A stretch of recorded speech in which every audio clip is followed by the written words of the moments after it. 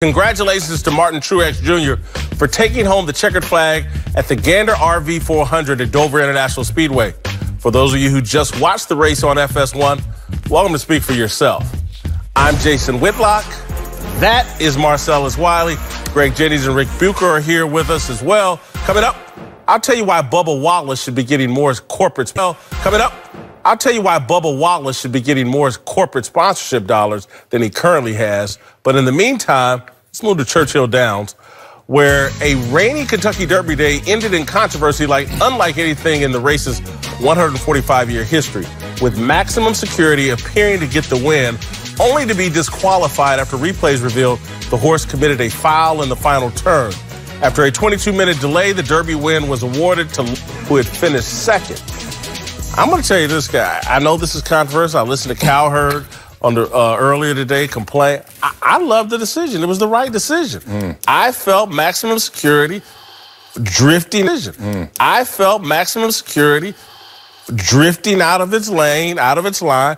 20 minutes for them to figure it out. They got it right, and the right horse won. This horse committed a foul. This effectively used to disqualify the horse. Oh, absolutely. This decision was the correct decision. Show that we're going to talk longer about the race than the race itself. This is great. Let's do this. It was an agreed.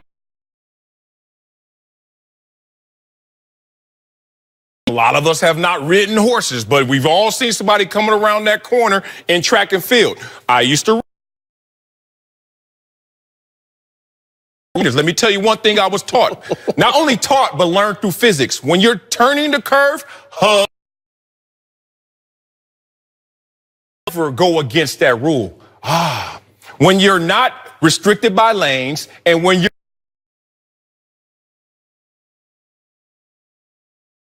in the front behind you, it's coming up. So what do? In gamesmanship, sometimes against the rules, you just try to cut them off, slow them down. Hey, I'm in the front, I dictate tempo and also dictate laps on purpose, and it's actually hurting you. So I was just waiting. They took 15 minutes to get to the obvious. First time ever in the Kentucky Derby that this has ever happened, that we've had the winner disqualified. Yeah. First time ever. Are you guys telling me that this is the first time this has ever happened?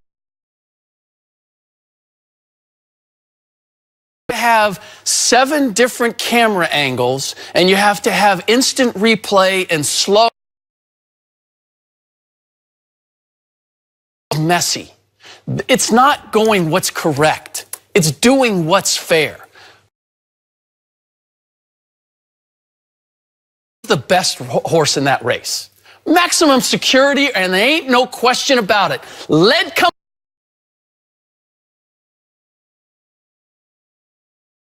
race. What is this, a raffle? Or is this the Kentucky? Is this the Kentucky Derby? Come on. You got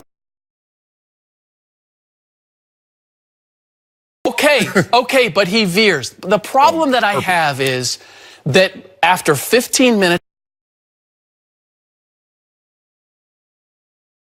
violations in the sport that we can say, you weren't allowed to do that. That's what happened here.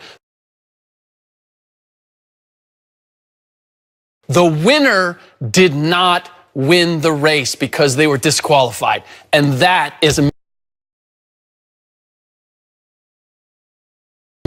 in sport, obviously, everyone competes, and the objective is to win by any means necessary.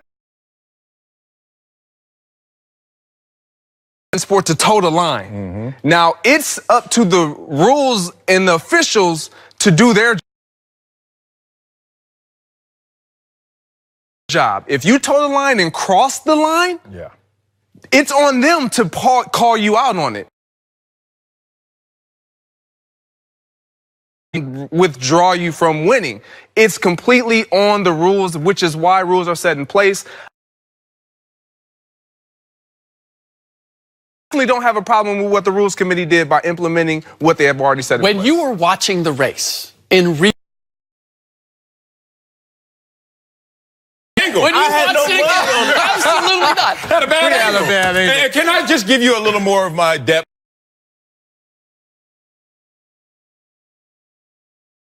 of horse knowledge? Yes, horse please. racing. 1968, there was a disqualification. Dancer for prohibited medicine and medication. Okay. The only other time, but not for this reason. It was intentional. Wasn't intentional. And he was doing the bumping. No, there was a horse that came up on the inside. True. And they were side by side.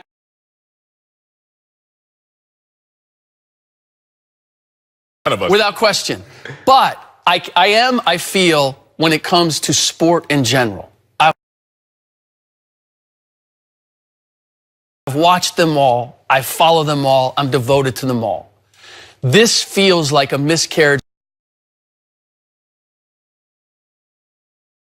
In the NFL, you've seen it with is it a catch, is it not a catch? And we lose sight of who made the play.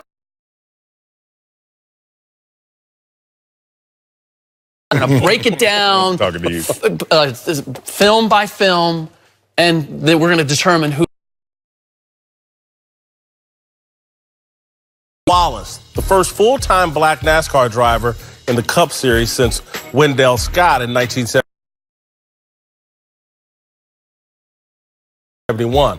Bubba drives the most famous race car in the history of American motorsports.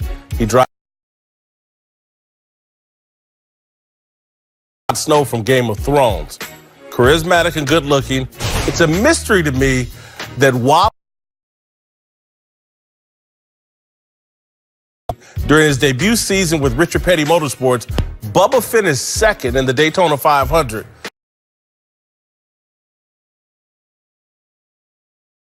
So let's don't pretend the kid can't drive. Auto racing comes down to sponsorship dollars.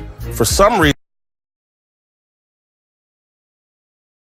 attract enough sponsorship dollars to be competitive. This makes no sense. Corporate America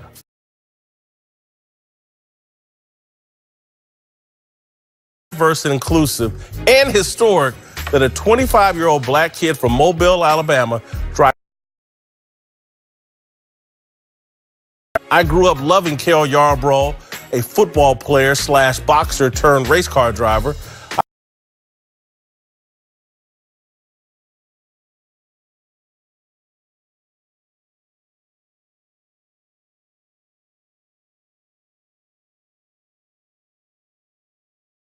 Kind of driver who could revitalize interest in the sport.